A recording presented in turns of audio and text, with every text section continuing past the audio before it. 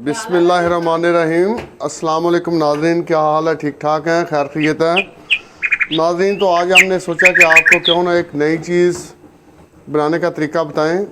हमने आज रात को आलू गोभी का सालन जो है वो पकाया था, तो सालन हमारा कुछ बच गया, तो मैंने सोचा कि कुछ इसको ज़ाया करने के बजाय क्यों ना अपने दोस्तों में इसकी एक रेसिपी शेयर की जाए।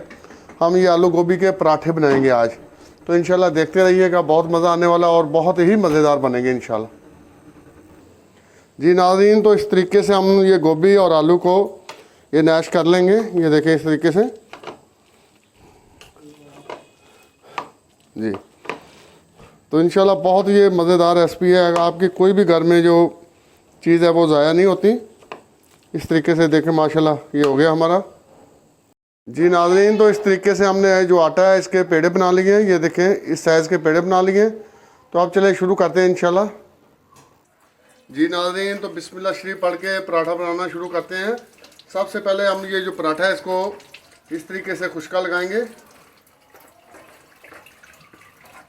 इस तरीके से जो इसकी टिक्की है वो गोल बनाएंगे। बिल्कुल आप बेशक हाथ से बना लें या बेलने की मदद से, इतनी चौड़ी, बस बहुत ज़्यादा चौड़ी नहीं आपने बनानी। ये देखें ये साइज़ की आपने टिक्की बनानी है। जी नाज़रीन, ये 2 टिक्कियाँ हमने बना ली हैं। तो अब इसमें जो हमने वो मिक्सर गोभी का बनाया था वो इसमें डालेंगे।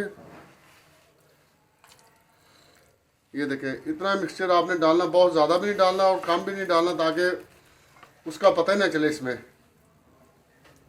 जी इस तरीके से डाल के दूसरी जो टिक्की है बिल्कुल आराम से इस तरीके से इस पर रख के और इस तरह आपने हाथों से इसको साइडों से बंद कर देना है।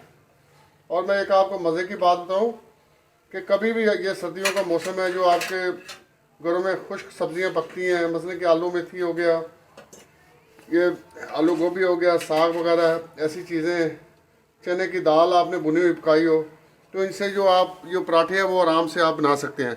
ये इसके ऊपर आप थोड़ा खुश्का डालेंगे और बिल्कुल आस्ता आस्ता आपने इसको इस तरीके से करना, ताकि ये जो पराठा आपका बिल्कुल अच्छे तरीके से बने। ये देखिए मैंने बिल्कुल बहुत आराम से इसको इस तरीके से बना रहा हूँ ताकि इसकी जो शेप है वो अच्छी आए। जी नाज़रीन, तो अब हमने आपको इसको बहुत अच्छे तरीके से इस तरीके से बेलने से करना है आस्ता आस्ता, ताकि ये अंदर से फटे ना। देखें इस तरीके से बिल्कुल आस्ता आस्ता आपने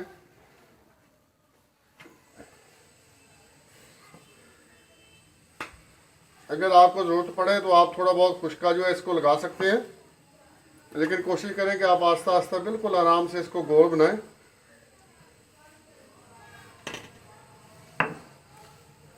जी नाज़रीन, तो अब हम इस पराठे को इस तरीके से बिल्कुल आराम से इस तरीके से ये तवे पे डालेंगे। ये देखें माशाल्लाह कितना प्यारा गोल पराठा हमारा बना है। तो आपने भी बिल्कुल इस तरीके से बनाना है।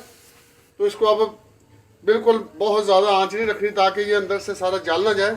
हल्की आंच पे आपने पकाना है ताकि अंदर से ये पके।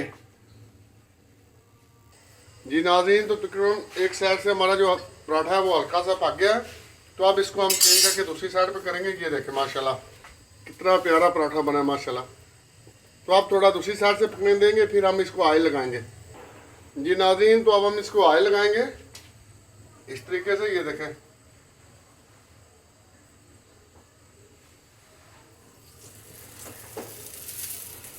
तो अब हम जो इसकी साइड है वो चेंज कर देंगे।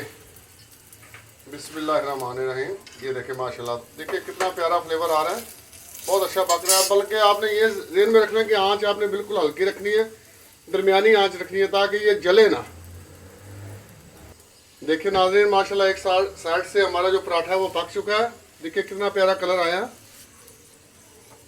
जी नाज़रीन, तो हमारा जो पराठा है ये पक चुका है बिल्कुल। ये देखिए दोनों साइडों से बहुत अच्छी तरीके अच्छा पक गया है, बहुत अच्छा कलर आया है। तो यही कलर रखना है, लेकिन आपने ये ज़हन में रखना है कि इसको बिल्कुल दरमियानी आंच में आपने पकाना है ताकि आपका पराठा जले ना। तो अब हम इसको जो है पराठे को प्लेट में रखेंगे। बिस्मिल्लाहिर्रहमानिर्रहीम। ये देखें नाज़रीन, जो पराठा हमने ये प्लेट में रख लिया है। तो हमको उम्मीद है कि आज की जो आपको ये हमारी रेसिपी है बहुत पसंद आई होगी, क्योंकि हमने बिल्कुल ना नॉर्मल तरीके से घर में बनाया, घर में बची हुई सब्ज़ी का हमने पराठा बनाया।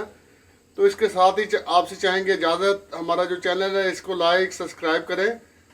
और आपका और हमारा अल्लाह ताला हामी व नासिर। अस्सलामु अलैकुम व रहमतुल्लाहि व बरकातुहू।